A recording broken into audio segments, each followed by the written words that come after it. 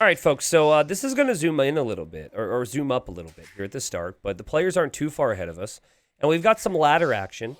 I'm not able to find as many games on the ladder to cast these days, and I also mix it up a lot more, and I'm not able to cast ladder games as much as I'd even like to. So that's what we have here, and we've got two of the very best in the world. We've got Yo, Chinese pro, top 5. I think Yo is definitively, if you want to go on results, I probably shouldn't start this conversation, a clear number 2.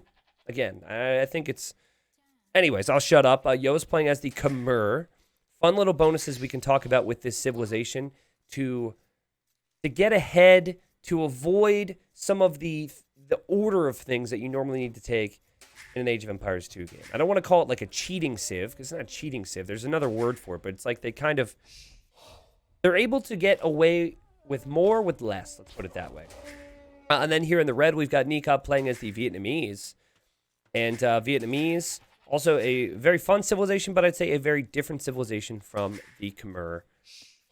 I would probably say that the Vietnamese are slightly favored over the Khmer. But that is just because I think they're a little bit more flexible in how they can play a game. I think Khmer are actually potentially a little easier to play, especially if the map is open. So, again, we'll touch on it, and we'll see. Of course, with Vietnamese, you do know where your opponent is. If this was a tournament game, I'm sure Nikov would have considered running forward to try and steal some resources, but players play by a code until they don't. There's like maybe 1 or 2 players, maybe 3 in that top 100 that don't play by that code. Everybody else is just like, you know what? I might take a sheep or 2 if you've been pushing deer for too long. But in general, players just don't steal their resources in Dark Age because they want the game to play out.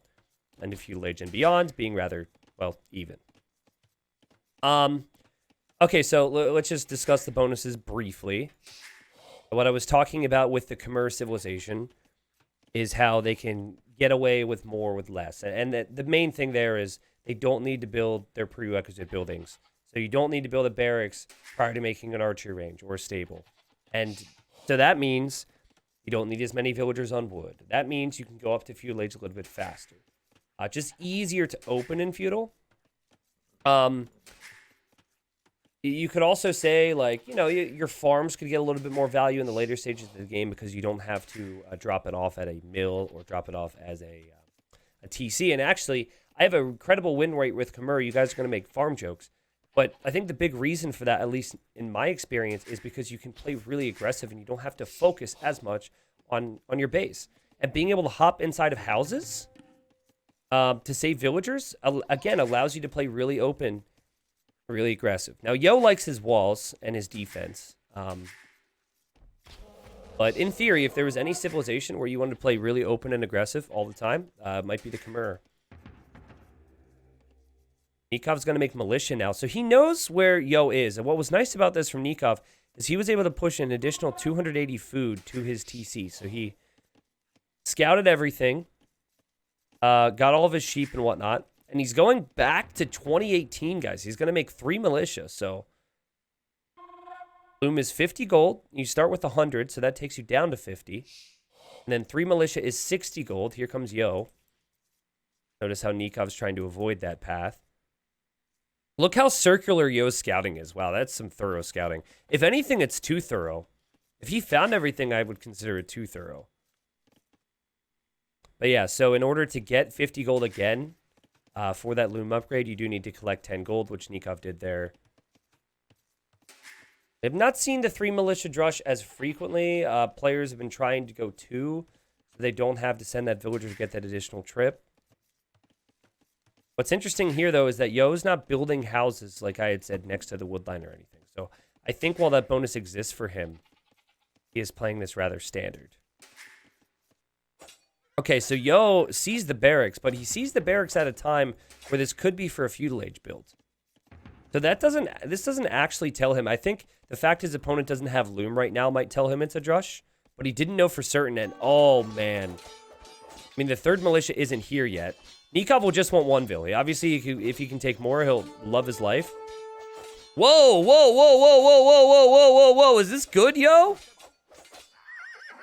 I don't know. I don't know who's trapped in here with who. I mean, it looked cool for a second. No way. This has to be game over, right? This is awful. That is not good. Okay, Nikov's like, can I kill one more? Oh, run after her, and oh, you're trapped again, fool. I mean, applause? I guess. Still, at the end of the day, killing 2 villagers is fantastic from Nikov. I guess you can make arguments that Yo could have lost 2 had he not done the trap anyways, but it's yikes. And this villager's back on wood as well, so Nikov will maybe be hunting that vill with whatever archers he makes. Nikov not completely sure what his opponent's doing right now. It's going to be scouts for Yo. And so Yo currently has 1 scout. Must have lost the other one to the TC at the same time. Oh, man. This is, I'll be curious to see how Yo plays this now, because I think this is honestly one of the worst openings that you could have in a high-level Arabia game these days. 2 villagers down, and your starting scout goes down, and you're going scouts. So important. If you would have had that other scout alive, obviously, you would have 2 and a 3 now. Nikov playing smart, and look at this. Vietnamese do not need to spend wood on their eco upgrades. And that saves a lot of resources. So he goes for his wood upgrade, his farm upgrade, is adding eco, and it actually has the economy to make scouts behind this. And he has a barrack, so he can make spearmen too. So, I mean, just compare the farm number. Obviously, things are looking much better for Nikov. You jinxed him with the all clear number 2 talk earlier. Well, he is, though. Like, he absolutely is, and I don't think it gets said enough. I think that, you know, a lot of people talk about some other names, and just the results don't show that, regardless of whatever they may achieve on the ladder. That's the thing about Yo, too, is, like, the bigger the stakes, the better he tends to perform. So, he's always been a big, big game player, whereas, you know, other players might not be able to really pull through what they could be potential, or have the potential of when it comes to big moments. 2 scouts for Nikov right now. They just traded some lives there. Also, Spearman hitting Yo as Yo loses another scout. And, you know, again, as I stated, this is looking like it's amazing for Nikov at the moment. Nikov's going to have another scout on the way. Yeah, someone asked who the players are in the top 100 who don't play by the no lame code. Huang, Beery, and... oh, did that mining camp go down? Hold on, I have to rewind. It did. He lost 100 wood there. Yep, he lost 100 wood. Beery, Huang, and I think Beery, Huang are the first 2 that come to mind anyways. Yo finally gets a villager kill. He did sacrifice a scout and also some HP there. There's definitely another name that comes to mind. Basically the kind of the one-trick pony players. they go for every advantage they can take. Though to be fair, that's not always the case, right? Like, at least in my games against them, sometimes they're not lame. Okay, so how is Yo going to get access to his gold? The answer is going to have to be more army here. He cannot freely take that gold. Maybe Yo is waiting for an overchop. I believe he is. I think he just checked that tree, saw that it was like 16 wood, and is waiting here. Oh, yeah, he's definitely waiting, but Nikov has already pre-placed a palisade wall, which will keep him protected. So that tree will not be an issue. Nikov, well aware of that possibility. These villagers are protected. And you can see Yo took a peek. The tree would have been gone if Nikov would have stayed on it. Even if the tree goes down now, though, that is walled until the other tree goes down. And just constantly just checking resources and re-walling as Nikov is so smart. And then he has his spearman here to protect as well. Here comes Nikov getting another poke, hoping to get villagers. Yo, not really interested in jumping inside of the houses. Which, again, is a nice bonus of his, but he's going to have a lot of scouts here, and Nikov will too. Nikov will have bloodlines. Rubenstock is definitely a top 100 player when he's active.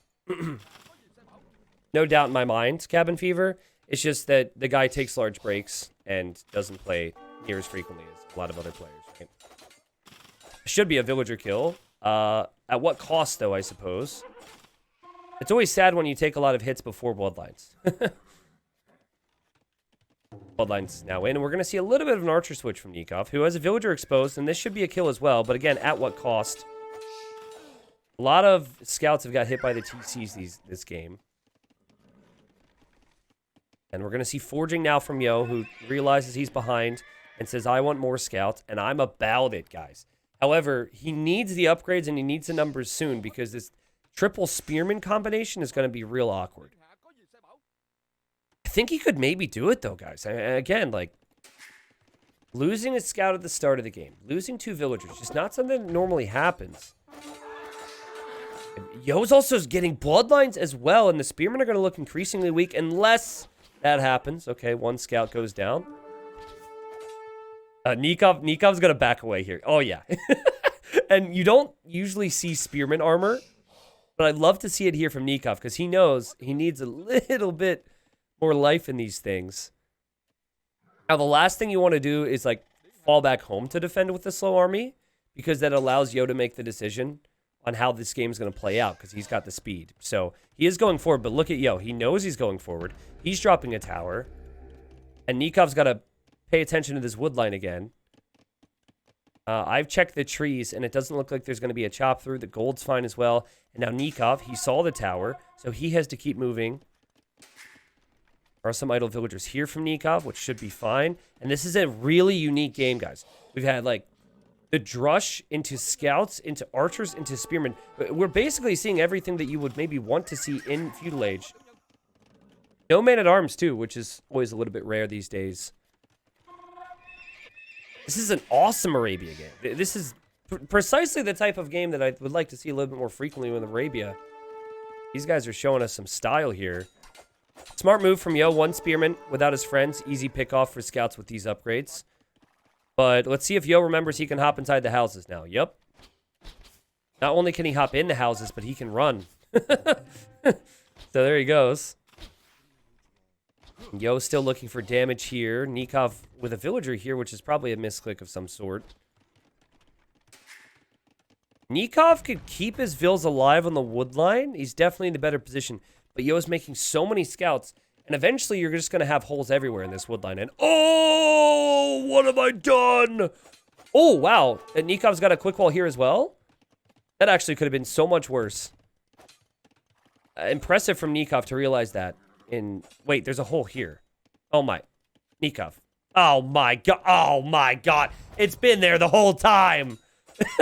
That's so frustrating. You expect to look for the overchops, but you don't expect to have to look for the hole that has been there the whole freaking game. Oh, man. So Nikov is on the way up, guys, but he's losing villagers left and right. And he now doesn't actually have a safe wood line to be able to take. Meanwhile, this could be a fight that Yo clears, and man, is that a lot of scouts. Let's see how this fight goes.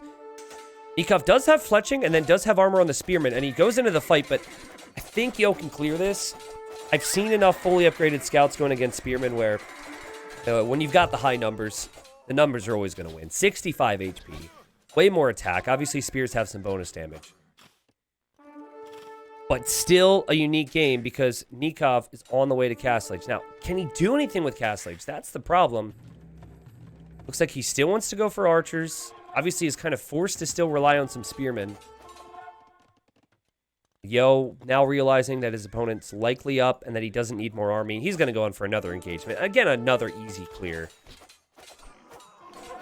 Nothing quite like full scouts at high level. And Yo says, okay, I need to get up to Castle Age as well. And Yo has made this look so easy, man.